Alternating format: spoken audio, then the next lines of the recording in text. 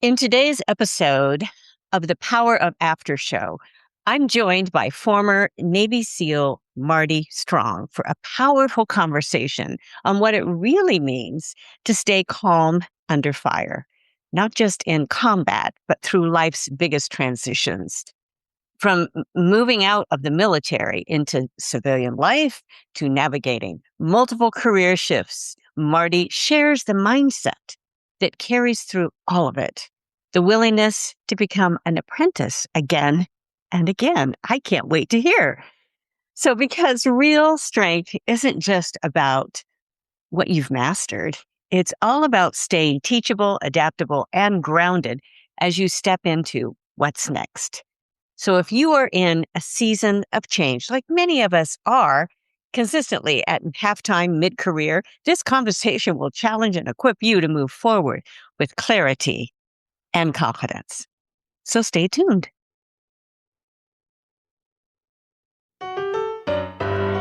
You've spent years building what matters.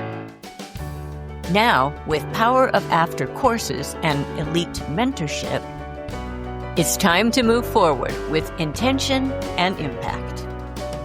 This is the Power of After Show. Let's get started.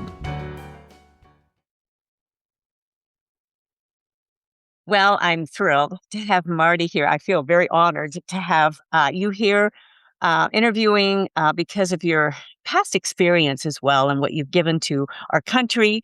But just the reinvention process that you've gone through, I think you have a lot to share, especially on mindset and being an apprentice. I can't wait to hear some of your thoughts on that. So, Marty, I like to have our guests introduce themselves a little bit right first. So, fire away. All right. Well, first, Deborah, thanks for having me. Sure. It's a pleasure. So I was born in Nebraska, and my father worked for the Department of the Army. So we ended up, even though he wasn't in uniform, we ended up moving around like an Army brat in different places. So I lived in Japan and Hawaii and Michigan, in addition to Nebraska. Joined the Navy when I was 17. Did 10 years as an enlisted SEAL, and then the next 10 years as an officer in the SEAL teams. I retired and I became a portfolio manager for United Bank of Switzerland. Did that for about 8 years until 9/11 happened. And then I went back into the fray, so to speak, as a counterterrorism advisor and started doing work not just with U.S. Issues, but also I was the profile kind of anti-terrorism guy for the 2004 Athens Olympics and a few other infrastructure places in the United States that we were concerned about protecting. So um, did a long 15, 16 years in government contracting, mostly training. Started to run a management holding company that had multiple companies underneath it, including a healthcare company, Mhm. and built that healthcare company up. And I decided to segue after 10 years as the CEO of that and do something a little bit different. So now I'm the CEO of a foundation. It's a veterans foundation, Mhm. focuses on vocational training for veterans that are transitioning. It's called Mhm. warriorshavenusa.com. And I keep writing books. I got 10 novels and 3 business books, and have 5 kids, and here I am. Wow. 10 novels. And well, you're prolific. People say I'm prolific. No, no, no, no, no. I'm going to put that hat on you today. It's great. And 5 kids. Okay. I stopped at 3. So, yeah, that's great. Wonderful. So, yeah, quite the background that you've had because you've been both serving and in leadership. So you really do have the cred to talk about leadership and about self-leadership as well as leading others. So, yeah, I'm excited to hear some of your thoughts on that. It's great. So, um, when you talk to veterans, because you've started this, your Warrior Haven, you started your nonprofit, that's a big transition of going out of the service into civilian life. Um, how do you get, what is some of your best words of advice that you do have for those doing that? So I have a co-founder, Pete Gary. He was a Marine, Force Recon Marine, which is their elite. Mhm. He did that for 8 years, and he actually came up with the idea of the foundation, but Hmm. we had 2 different paths. When he got out after 8 years, when I got out after 20, I thought I was gonna become a lawyer, and I got prepped for that, took the LSAT and everything, and then I was talked out of it by a SEAL that had retired about 2 years before me, Hmm. and he talked me into the financial services industry. Ooh. In my business partner's case, he wanted to go to culinary school, so he gets out of the Marine Corps, goes 2 years to culinary school, gets his first job in a large restaurant, and Ooh. hates the environment, and after a short period of time says, "Okay, I don't wanna do this," and he gets a part-time job selling cars, which eventually, within 10 years, he was running 3 major car dealerships. I think it was in Arizona, and he was just off to the races. So, um, and I didn't do law school. I went to, manage money, and then I got into consulting, and then I ended up, of all things, helped acquire a really small healthcare company. Mm. And what those are just 2 veterans, right? So what those 2 stories kind of demonstrate is that there's lots of successful veterans. There's very few linear stories. Mm. There's very few stories where somebody stepped out, they knew exactly what they wanted to do. They were prepared precisely for what they wanted to do. They stepped onto that track, and they were welcomed by coworkers, bosses, the environment, the marketplace, whatever, and just rock and roll, from that point forward. Part of that is because and this is for anybody that wants to change, what they're doing, change a career path, change a profession. For example, let's say you're a teacher and you decide you want to be a concert violinist. Well, they aren't the same things, right? And you wouldn't expect that you could just walk in to an orchestra and say, "Hey, hi, I was teaching 3rd grade last week, but now I want that job to chair in that chair over there, Right. and I don't know anything about the violin." But if you wanted to do that, you would know, especially nowadays, you'd find the information. This is the apprentice Right. work. You'd find out the Right. information. You'd figure, okay, I have to train for 2 to 3 years under somebody who's considered essentially a maestro of the instrument. Mhm. And I have to find out what are the rules and, what are the tricks of getting into an orchestra and actually being a part of an orchestra. And and am I willing to put in the time to do the work Mm. while I'm still being a teacher, but I have my off ramp plan, right? Right. So think about the military.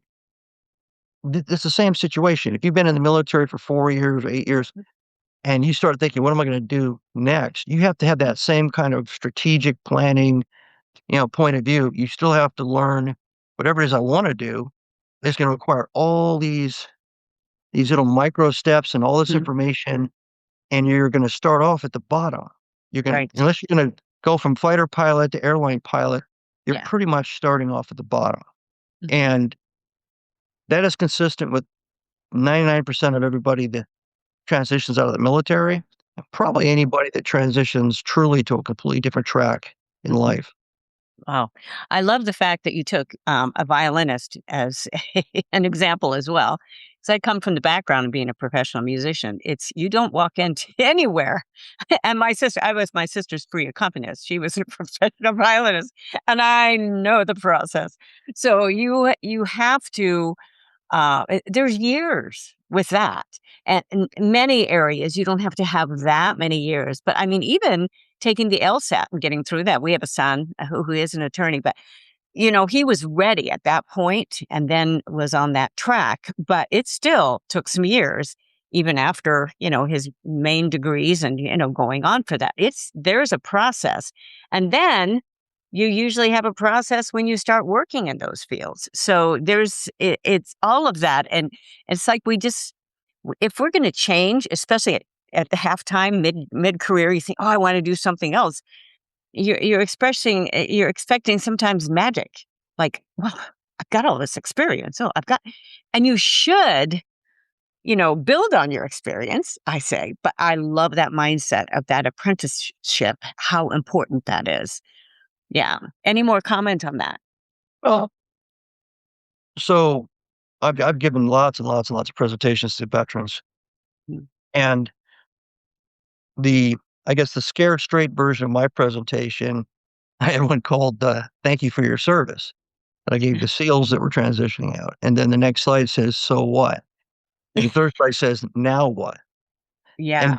basically, it's I'm going to give you a slap in the face, slap to your ego, self-esteem, whatever that the world's going to give you when you step Hmm. out. Because Hmm. nowadays, people are pretty friendly to the military. Hasn't always been that way in our Right. history. Hmm. And they are very appreciative of your service, and they Hmm. will come up to you if they find out that you're in the service and say thank you and all that. Doesn't mean they're going to give you a job. Doesn't mean they're going to pay you a lot. Doesn't mean they're going to ignore the fact you can't play the violin. Yes, of course. Right? The other one I use That's is right. like you wouldn't go to a bakery and say I'm ready to take over. You don't know how to bake anything. So Right. the metaphor of baking the bread is you don't know how to do the thing you're trying to do. You mechanically don't know how to do it. Hmm. Maybe you don't know the business of how to do it. Hmm. That may or may not be intertwined, but sometimes it is. And your hopes and dreams and everything are valid, but you have to ground Hmm. that concept, the vision. I write about stuff like this. The vision Yes. thing has to end up being a Hmm. concept. The concept has to be converted to a personal strategy. And the personal Hmm. strategy then has to be what informs an operational blueprint, a plan, milestones. How am I going to execute, right? Mm. And up front, you say, okay, what do I need to know? Like if you're going to go on vacation someplace exotic, Mhm. some people would say, the hell with it. I don't care how I show up, when I show up, what I'm flying in. I don't care how long I stay. I don't care where I'm staying. I'm just going to land there, right? But most people don't. Most Yeah. people look up what's there, what's interesting to do and all that. You start doing research. So Right. you don't waste the time and the money. And so you have the best time you can possibly have at the place you selected. It's no different when you're trying to transition. And you can Mm. transition multiple times in your life. You don't Right. have to wait to some magical age or Mhm. or year count. Right. Right. Great, great words of advice. And this is a great mission of yours, because probably maybe some of your past experience. What was it like for you, at that point? You have shared a little bit of this, thinking that you're going to take the LSAT, going in to be an attorney, going into, I don't know if you became a CFO or an RIA or whatever you did with the financial industry, but what was that, in making that decision? Because sometimes people are stuck, they're frozen, and even making that decision of even deciding what to do. So I guess the easy thing was that I was always a planner. So my plan to become a lawyer was kind of in my hands. Hmm. And I did what I said. I researched everything. Went through the milestones. Mm. I'm not sure if you still do this, but it was in vogue at the time that you pay a fee to a company and they take all of your what do you call it? Transcripts from college and all that, and your Mhm. LSAT, Okay. and they kind of wrap it into a presentation package and they shop it, right? Mhm. Hmm. So I got all the way to that point. The shopping had started. But the person that came in and took me to lunch because he heard I was going to go to law school talked me out of it going to the financial services firm. So it wasn't a complete wild leap into someplace because I had somebody it Mm. was like a mentor situation, right? Yeah. This person was in it already. He transitioned already. There's like a proof Mhm. of concept. Right. He liked it. He was very Mm. laudable about the whole experience and what he was doing. And he wanted me to join the firm that he was with. I ended up deciding not to, and I went with another firm. And that part, unlike most people that are transitioning, Mhm. I had a lot of good information. I had somebody enthusiastically telling me what was out there and what to Right. expect, Right. and it was easier for me to go with that flow, right? It Mm. wasn't Okay. the wild unknown. Mhm. Managing money is what I ended up doing. I ended up portfolio designing and managing money through portfolios with high net Right. worth Right. people. But in the beginning, I found out I didn't know how to sell. And Ah, wow. you don't know how to sell, you can't find clients. And it turned Right. out I had to find my own clients. Mhm. And I had moved to Northern Maryland where I didn't know anybody except for my brother. He was a great guy, but he was not a high net worth, and good, and nor did he know any. So I started cold in the street, so to speak, Mhm. not knowing how to sell and not knowing anybody to sell to, and with no salary. You had a training Yes. stipend when you got all of your Right. licenses and everything. That stopped, and now you're basically on fees and Yep. back in those days commissions. Mhm. So you either sell or die, right? Right. Right. And that's a complete opposite of the military or government work where, I Yeah. could be laying on the beach someplace on vacation, my check's still Yep. hitting, right? Yep. And you've got a box and it's always there. And it's, yeah, yeah, Yeah. exactly. Yeah. They tell you what to do. Yeah, there you go. Yeah. So that was Interesting. the Yeah. biggest shock for me was that Yeah. in the military, they train you, they prepare you, they Right. run you through all kinds of scenarios so that you're Hmm. ready, you have judgment and everything. So when the challenge hits you, Hmm. you're kind of qualified to take it. Yeah. In this case, I stepped in, sat in front of a computer screen, Hmm. and just stared at it. I didn't know how to do half the stuff I was supposed to do. Mm. So that was a shock to me. And at that point, I'm probably like everybody else that transitions out. Hmm. I didn't know how to do it.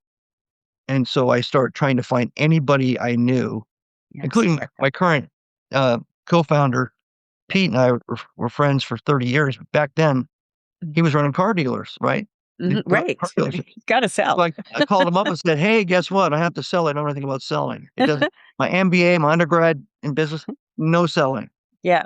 They don't And teach you that, do he they? starts sending me sales VHS tapes. Hmm. Oh, great. That's How to meet the people in the parking lot. Features and benefits, overcoming objections. Yeah, that's how low I mm. started. Though, that is a big hurdle for many that have had employment. They've got their little box. They've got everything. Okay, they show up, they do their job. All of a sudden, they want to be an entrepreneur. Oh, all of a sudden, you got to sell yourself. You've got to sell your program. What are you going to put together? There's a lot to that, and for me, it was very difficult for me. I was in the gig economy. I would just automatically I'd get referred. And I'd showcase, and that was a part of selling for me. But actually, the one-on-one selling was a lot harder, and so I've had to learn a lot in this field. They don't teach you in college. They don't teach you in a field. And I was in the arts. They definitely don't teach you. I told and I've had interns before. I said, get a business degree and learn how to sell because you have to know that, and it is hard. I mean, it takes confidence. It takes you got to really want to do it too. So, well, good for you. And that's a tough field too. You've got to sell for the financial industry. You've got to sell trust. Part of that you had because of your background, I would think, but part of it is that they want to know that you know what you're doing. So it's a lot different field. You're dealing with people's money and finances, and It is. especially if it's a lot. It is. It's very emotional, I found out. I didn't know any millionaires till then. And didn't realize how emotionally attached people were to their money. Yes. I mean, perfect sense. Life-saving, Yep. build a business, sold the Yeah. business. They Mhm. don't wanna touch it. They get the hives every time they think about it. But Yep. you'd mentioned something earlier that I also, believe in, and that is you come to the new thing with a lot of experiences and skills that will convey. Mhm. They may not convey immediately, Mhm. right? So, for example, if you were a musician, you've got tenacity. Right. You cannot be a musician without tenacity. Tenacity Right. is very critical in anything, any endeavor. Exactly. You wanna Yep. climb a mountain or you wanna start a business or you just wanna Right. get ahead in the company, Mm. you have to be tenacious, right? Right. And I don't mean tenacious in a mean, sad, depressed way, but tenacious in a positive kind of, I'm gonna make it to the place I'm aiming Yep. for. You have to keep going. So, Yep. so I get out and, what I'm really good at is mission planning and leadership, Mhm. right? I have no people. It's just me. Yeah. So Who are you leading? so I can't lead anybody. And and then the mission planning actually, it turned out to be really my secret weapon because somebody came in and a wholesaler came in and asked me how I was building my business, and I said, Mhm. and he said, "Did you ever try seminars?" And then I did Oh. my first seminar, and it turned out I was really good standing in front of people because I was used to briefing. I had Yes. no problem doing Wow. it, right? And Oh. and then the second part of that is people's problems and what they wanna do with their money involves a planning process. Mhm. No different than planning a Mhm. mission, right? Mhm. The Okay. longer mission, but it's got logic to it, it's got timelines, resource applications, and allocations and all that. And those 2 things clicked in after about 6 months, and suddenly I felt like I was back in my own skin again, right? But Hmm. all those things, I tell veterans, And I tell my children actually too, when I want to think changing a career, you may not be able to apply your highfalutin capabilities you have now in this new place yet. Mhm, Learn how to bake the bread, do the apprentice drill. mhm, But the second you have that, you'll know how to do things your peers at that point can't do. You'll know how to lead, manage, communicate, solve problems. mm, He's going to ask you to do any of those things when you're down at the bottom working your way up. But the second you get there, you're going to have all those arrows in your quiver and everybody else mm, isn't. And the boss is going to look at you and say, wow, you show up on time, you do the work, you don't gripe and complain, and you've got all these extra capabilities. mhm. You'll accelerate at that point. It was like today, Marty. Okay. So I just finished your introduction. I was on pause, and there's Marty showing up 5 minutes early. And when I clicked on, you said, yeah, I show up early. That's kind of what I do because of your background and everything. We have those ingrained habits, and absolutely love that. And what I really love, what you just said, was do what your peers can't do. That is so good. That's great for me to see because there's a lot of competition. And especially with AI and everybody can put out their bios, everybody's now doing it sounds like they're doing something very similar. In fact, people are sending me all of their books, on their second act and all of this. And I'm thinking, there's nothing new that you're saying. It's the same stuff. What makes what I do unique? Well, part of it is my background. Part of it is that I've been teaching since I was 13, and I'm very, very comfortable teaching, but as well as entertaining. I just played for Disney yesterday. So I mean, I just things that you do, and so you can add in that uniqueness. But part of that uniqueness is the discipline and the tenacity and not quitting, and the creativity. So finding what you do that other people can't do. I love it that you were able to do the seminars because you were very comfortable with that. And also your planning. And it added not just normal planning, but real planning, battle planning, and how you go out about doing that. That would have a whole unique aspect. So I think that's a very, very good word of advice. People are not affirming their experience and they're not affirming what they actually have, especially soft skills. Those are huge importance right now because AI can do a lot of stuff, but AI can't do soft skills. It can't sit there if you're having a hard day and just say, "Oh, it's okay." No, it's not going to do that for you. So anyway, that's um, and I like this question that we're going to approach now because I was just doing the research. I'm working on another book as well, and I mean, there's like between 200 and 300,000 self-help books out there. Okay. So why are people still anxious and stressed and they're not moving ahead in life and they're stuck and they're putting all this stuff online that they're just, I'm just, having a hard time with all of this stuff. What's holding people back? Why can't they actually move ahead? What do you think? With the amount of material that's available. What's your opinion on that? Unfortunately, in cultures, people tend to emulate those they see more frequently. Mm, So if you have people in TV, movies, even in politics that focus on criticizing and complaining and pointing to the negative and saying that's actually okay, that's a great way to mm, converse and spend your day, then people don't see anything wrong with that. It becomes comfortable and normal for them to do that. Um, on the other hand, if you are around people that are extremely vibrant and positive and taking on challenges and you can see them struggle and they have a smile on their face, if you are around people like that, you tend to lean in that direction with your own behavior. We emulate people that are around us. It's the old mhm. thing, there's a lot of different ways of saying it. I used to tell my boys, Texas Rangers thing, that if you ride with thieves, you hang with thieves, right? So if Oh, you wanna hang out with the kids who are getting in trouble, you wanna do all that stuff, you can't tell me that you didn't do anything because you made a choice to be with that particular group, and right, it rubbed off on you. You become part of that mindset, right? right, right. Um, the odd thing about special operations selection is there's not enough time to create like a high school relationship with a bunch of people. You don't have years or even months really. The selection in the SEAL starts and finishes almost 5, 6 weeks in. Even though it's a 26-week initial Wow. course, we lose, 75% of Mm, everybody in the first 4 to 5 weeks, meaning they quit. And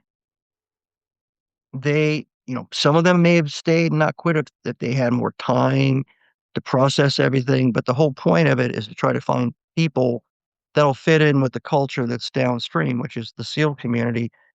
And all that was started in World War II because they went off and they did missions in Africa and mm, some in Italy. And this is before the D-Day landings. And they came back and they said, okay, mm, we've got to make a course and a process that tests people for extreme cold for long periods of time, mm, operating without any hunger, without any food or sleep, being in an extremely scary, sketchy, unbalanced situation that you have no control over.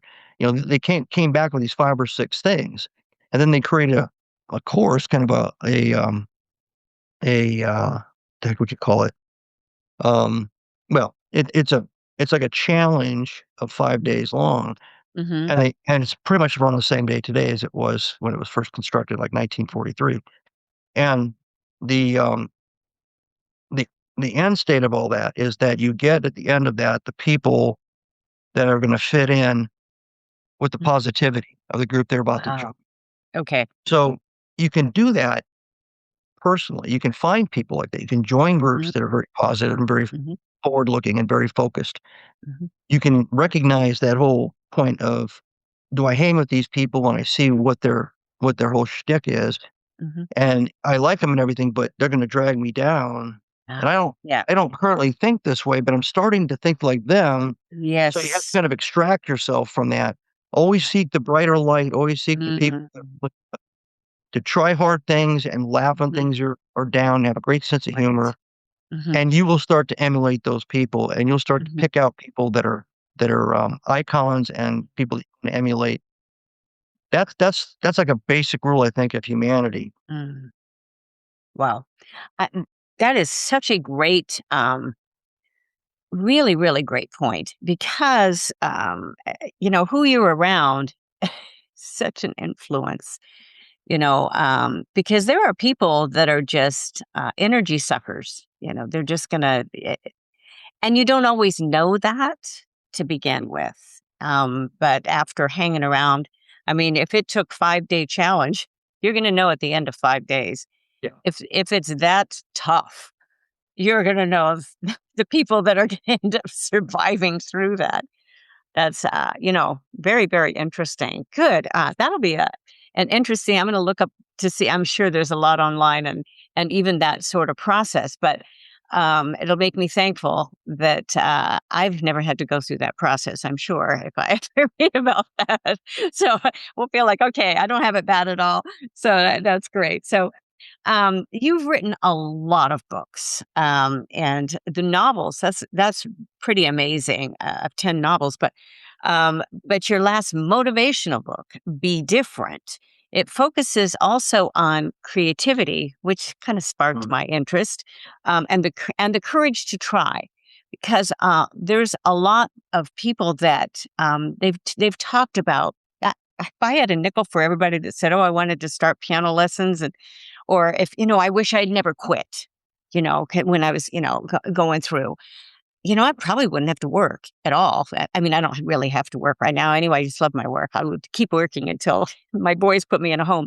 But it's, what's this courage to try with creativity? And, you see the art classes, you see all this sort of thing, but people just end up quitting, almost quitting too soon. What is your point in that? We kind of touched on it a little bit with the decision to run with a certain crowd. Hmm. So, and it's not our fault in this particular case. The point of the book and the reason I wrote the book, I was on a board for almost 4 years of a competitive robotics company, been around for 30 years, started by 2 Texas Instruments engineers. Hmm. And the whole point was to try to let kids learn how to be creative with technology. So it's not a STEM input monologue type of event. The kids basically get a challenge. Hands-on. They get all the specs and they have to build a robot that does all these challenges, moves things, lifts things, whatever. And and I was brought on the board for to help them with a strategy. And I asked them what their secret sauce was, what made them so successful for 30 years. And nobody could articulate because they were all engineers from, Advanced Microsystems and Intel and Microsoft and, Texas Instruments and all that. And and so I said, "Oh, I'll go look and find for myself. I'll go to these competitions and I'll try to see if I can figure it out." I just believe sometimes if you don't know anything, you're the dumbest person in the room. You sometimes ask the most enlightening questions, Oh, right? So that's encouraging. yes, and I said, "Hey, if you can't tell me what the secret sauce is, that's okay. I'm gonna go see if I can discover it." So I go to these competitions, and first I'm watching the competition on the floor. There are big college stadiums, and there's like 10, 15,000 people all in. The teams are maybe 16 to 20 kids, and there's 30 teams. And so you have to have earplugs because as soon as it starts for the entire 8 or 9 hours, it's just like you're in the NBA championship game, right? Yeah, yeah. But the interesting thing was around the outside, they had these long tables, and next to that, these kids had these stacks of plastic boxes and everything, and it was all their Dremel tools and all their little gizmos and extra materials. Mhm. Because in between their rounds of competition, they were allowed to rapidly prototype and correct anything they witnessed. Wow. So they come right off Wow. the floor after a 60-second Mhm. attempt to score X number of points with the robot, and they immediately go into a kind of a re-envisioning and re-engineering as required. And I couldn't find an alpha kid in any of the teams. I couldn't find one person saying, "This is what we're gonna do, this is how we're gonna do it." They Wow. were all just kind of gelling and melding. They were different age groups too. Mhm. They were, everything from like a ninth grader all the way up to seniors, and so that was one thing. The second thing was other teams, if they overheard a team didn't have a particular tool or something, they immediately offered them the tool. Oh, So the competition was there, but it was really straight for a SEAL and a guy that, wow. made money through commissions and stuff. I'm like, Yeah. "Okay, I can't see the motivation isn't external. The motivation Mhm. hasn't been handed to them. This is all Yes. coming from inside." And I was sort of talking to some of the kids, "Why you do it? It's fun. I have the freedom to think. We Mhm. experiment all the time." I Mhm. said, "Well, how much engineering training do you have?" "None." "Well, how much do your teachers help you?" "None." Wow. "How about the coaches or anybody else? Is anybody teaching you how to do this?" "No." "So you just figure out the robot on your own pretty much?" "Yes." Mm. And I looked and I realized each competition, if there were 17 teams, there were 17 totally different kinds of robots. It was an expression Wow. of 17 different groups of minds coming up with their solution to the exact same set of problems. Hmm. So I started talking to some brain scientists involved, and that's where I stumbled on this thing where what I'm watching is creativity, human creativity that the brain is wired to perform. And the brain scientists are telling me, and it's still wired to perform that way Mm. when you're 60 years old. Wow. Unless you have some debilitating disease, you still have all the mechanisms in your brain to think like a 6-year-old or an 8-year-old and all that. Mm. So, well, why? I mean, why do people think they can't be creative after they're, 12 years old or whatever? And I started looking for the solution to that. And here's where we get kind of the who you ride with. Mm. The conformity and the obedience and the compliance, the institutional imposition of that starts immediately when they go into school. Ah. And it starts to get beat out of them by the time they get into middle school. Mhm. So you have to do exactly what you're told. You have to learn exactly what you're told to learn. You have to learn the way you're Mhm. told to learn. If your grandmother showed you a different way to get to an answer with long division than the one in the class, you get a D for the one you showed because your grandmother doesn't get to decide, even if the answer was exactly right. Yeah. So one by Got one, it. step by step, day by day, you start to be told there's only one way to do it, the Ah. way we say.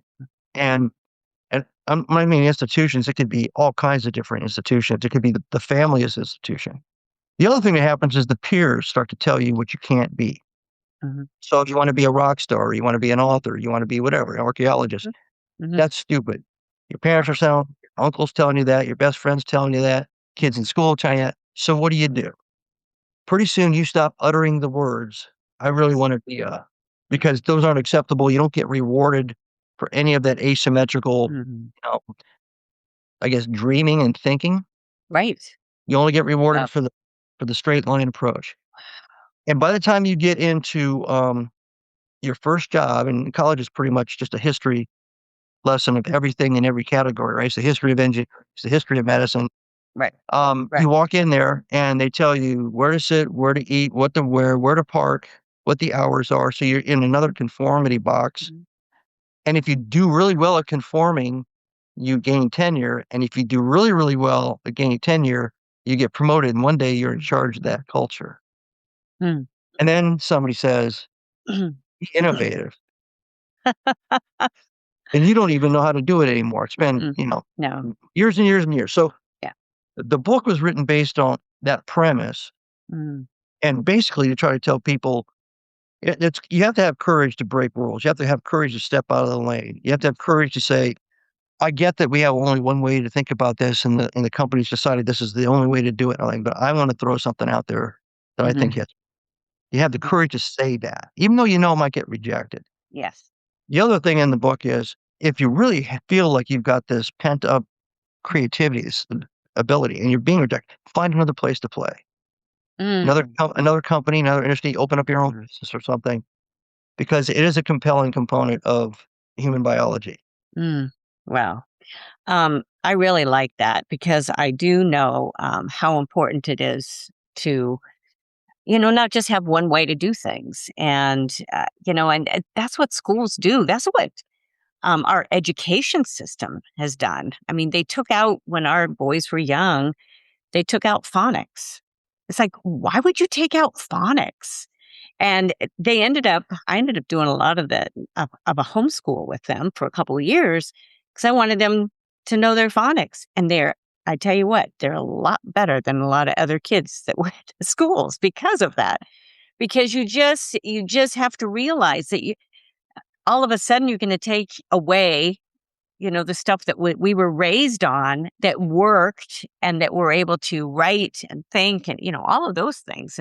And our one son who didn't go through that struggled. So brilliant, but he struggled. So there's a definite thing, and finding the education is, I think a lot of it is just really, really lacking in what we've had. So which is really too bad. I love that book. Yeah, your theme of your book too with creativity. I think that's something that's very needed right now. And we really need people in the trades right now too, and to be able to do those jobs. And yeah, people are pushed toward these educational programs that are all kind of the same. The cookie cutter, get them through college. And what did you say? A lot of it is history courses? Yes, you're right. Yeah. Yeah, show me one that isn't. I mean, basically, as a matter of fact, if you come up with a goofy question that challenges the status quo as it's being taught, or Mhm, I guess it was a status quo prior, mhm. you're disrupting. Yeah, wow. You know, Yeah, so you have to go find another place to get bigger thinkers thinking about the horizon rather than right, just you know right, right, what Sartre or Freud or somebody said somewhere in the past. right, right. Wow. It's great stuff. And I'm sure I'll put all the links in the show notes too, and I'm sure people will be looking this one up. That's a great one. So you recently transitioned again into another field in your 60s, so which is very inspiring. But there's a lot of transitions people are doing in their 60s because of where our AI is going and a lot of our technical abilities. I'm doing things technically today that I'd have never even thought about when I went through graduate school. It was $20,000 to get a music typewriter, or any sort of program. I mean, it's just, and now you can do everything on a computer. I do it a lot of the work, but yeah, I do a lot less of that right now. But I mean, the technology is amazing. The video, the podcast, there's so many things that you can do today. So those transitions are hard for people. And so you just made it another transition in your 60s. How did that go? And so, what are you doing right at this point in your life? And is this that third transition? And how is it going? Um, That was a big question. oh no, I mean, actually, I write about it a lot too. But so the foundation we have is designed focused on helping veterans transition out of Mhm. service into civilian life. Okay. It's a vocational educational training foundation of Warrior Saving USA. And there's a lot of psychology behind what we're doing compared to what everybody else is offering because there's a lot of great programs out there. I'm not trying to find a house Mhm. for a veteran or not trying to do Mhm. scholarship programs. We're doing the blue collar trades that you mentioned, and we're also doing we have a business academy associated with it. So, Okay. um, do you want to start a business? You have a business, how do you grow it? You have a business that's doing great, how do you scale it? Those things. And it's about 99% mentoring and hooking them up with a network of other veterans or very patriotic people that are willing to give their time. I'll give you an example. There was I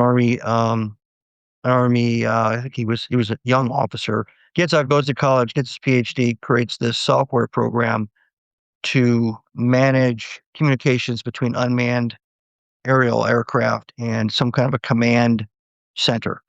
Okay. Not necessarily for the military, but just in general. Right. Non-disruptive Mhm. data flows and all that. And he's trying to put together a patent for it. Mm. So he reaches out to us. I have a couple calls with him. Then I hook him up with a friend of mine that I know who has over 100 patents in unmanned aerial platforms. Wow. And so he starts to give him, Yeah. a primer on the whole thing and is Mhm. there for him as a mentor. Mhm. So there's a part of this is kind of like, can you find somebody that was like that guy that took me out to lunch Yes. that has credibility in the subject matter that the veteran's looking to go into? And sometimes it's there was one a gentleman who's done very, very well, was not a veteran, but does a Yeah. lot of work with veterans. And he basically kind of tried to scare him straight. He said, "Look, Mhm. I'm going to tell you right now, this is going to be a steep climb like this. Mhm. Mhm. And your first problem is this. Your second problem is this. And I'm a venture capital guy. And when I ask you Yeah. pitch me what you want to do, I did it on purpose because I hear pitches all the time, right?" And so he was getting real hardcore, honest, candid feedback from somebody who does it all the time, right? And he wasn't sure what he was gonna do, but he really appreciated that he wasn't just trying to look up stuff and try to figure out, Mm. through osmosis or whatever, through the news, whether he should do this or do that. Mhm. Um, so that's the foundation. I'm the CEO of that. We've been building things. We're getting ready to build a 10,000 square foot, two-story training center Okay. and woodworking and metalworking in a culinary training area. Mhm. And we can actually put 20 veterans on the second floor sleeping, staying there. We have equine therapy, we have canine therapy, the business academy. And I've been on lots and lots of charity boards. I've been boys and girls clubs at the state level, et cetera. I haven't necessarily been the one trying to put together all the fundraising. And so that was a huge learning curve. Mm. I moved to South Florida to start this with my co-founder. I know nobody in South Mhm. Florida except for guess who? My brother, the same brother. He's out in the Panhandle, and he's retired, and he still is an Omega millionaire. So I can't go to him for money.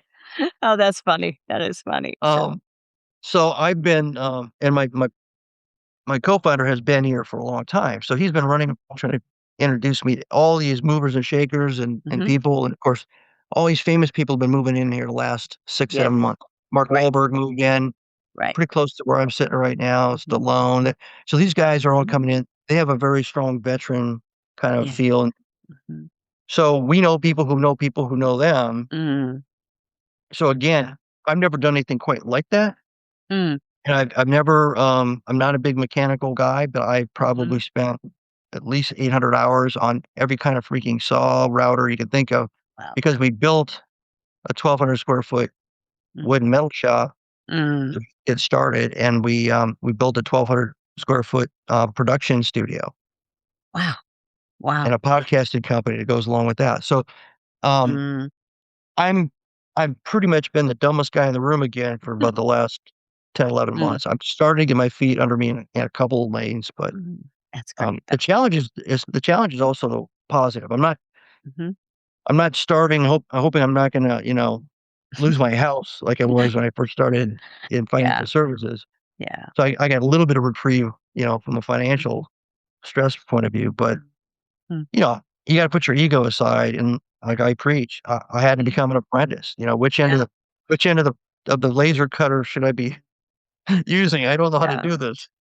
It's a great mission. I listen a lot to Mike Rowe and about his foundation, and I'm just a believer in that and how the trades are just really important. They've been discounted by the educational community. They've Yeah, kind of been poo-pooed, and I tell you what, there's a huge need right now for the trades and with building and with all of those areas, so I think that's very admirable, so and the more that you can, kind of partner with some of those organizations, the better, I think, so, that's a great thing that you're doing, and I'm so happy that, some people will be able to hear, hopefully more and more, on your podcasts and your interviews that you're doing, even on our Power of Astra show. So, well, what is one word as we kind of tie this up a little bit here, that you'd like to leave with everyone? And if there's one sort of thing that they can apply from what we've talked about, we've had a very interesting conversation. I've really enjoyed it. And it's very, as if it's very interesting with all of the background that you've had and just your focus. I just love that. But what's something that you can leave everyone, maybe a baby step that they can actually start, if they've read, 100,000 of those self-help books and they've not done them yet, what's one thing that, but people that can apply and walk away from this listening? sure. So I've got kind of a three-step process. It doesn't matter where you are in an organization, you can use it for almost Mhm. anything. We get held back by in a lot of cases, by our belief systems, which tell us don't take the first step because you're just going to fall in a Mhm. hole. So you Yeah. don't take the step, right? So Right, right. the first of the three things is you have to achieve intellectual humility. You basically have to not be fearful and also not be arrogant based on past Mhm. references, information, experiences. Clear your mind of that. You do it when you look at a problem. You do it when you go to meet somebody for the first time, whatever. You just, open-mindedness, but it's an intellectual thing. Clear your mind and become humble. You're not the Mhm. person that knows all the answers. The second thing, if you've done that, you're open for intellectual curiosity. Mm. And true curiosity means that you are willing to go almost anywhere to find an answer, not the answer. And you're willing to hear all kinds of different expressions of input, insight, information. You're willing to talk to people outside of your normal lane, outside of your company, outside of your family, outside of whatever, so that you can hear other ideas Mm. and other viewpoints. Mhm. And if you get all that and you gather all that up, that sets you up for the third thing, which is intellectual creativity. That means Mm. the intellectual part means that now you can truly be creative Mhm. because you're not just doing a football play from the old days because you got intellectually humble, Mhm. and you're not just taking the same information from the same two people Mhm. and then trying to make a decision on how to make something better. Right. You've opened the aperture. Wonderful, wonderful. Just great words of advice. And for those of you who are listening, even not listening, the show notes, there'll be some of this in the show notes, but also there will be an article that I will do some takeaways from a lot of podcasts. I do some takeaways from our interviews, as well as you'll be able to have the link right to the podcast and to the video in that article. So make sure you get signed up for that. And let's tell everyone how they can contact you. Of course, that will be in the show notes as well. But if someone's just listening, what's the best way to connect with you or to see what you're doing? Well, the best way is martystrong.com. It's pretty simple. Easy. Yeah. That's everything about my writing and my speaking and all that, books. Like, If you go to warriorshavenusa.com, mhm. all the information about Warriors Haven is there. I'm also the point of contact on there. So either one of those. Great, great, great. Wonderful. Thank you so much, Marty, for being with us. And for all of you listening, goalsforyourlife.com/newsletter is how you get you'll get that right into your inbox. We're also on LinkedIn newsletters, but you'll get all of that information. I have other websites as well, but that'll be a hub for you. So thank you again for being with us today, Marty. This was delightful. I was looking forward to this conversation. And so glad our paths crossed to be able to do this. And again, I just appreciate everything you've done in the past, but especially that you've been able to move on with life and what you're doing currently. Excited to keep up with that, and hopefully you'll stay in touch. And thank you all for being with us, and I will be with you again next time. So bye-bye for now. Thanks so much for spending time with me today. I love bringing you insights to help you maximize your skills, resources, and experience at mid-career and beyond, so that you can make your next chapter your most impactful and purposeful yet. I'm Deborah Johnson, and I can't wait to be with you again next time on the Power of After Show.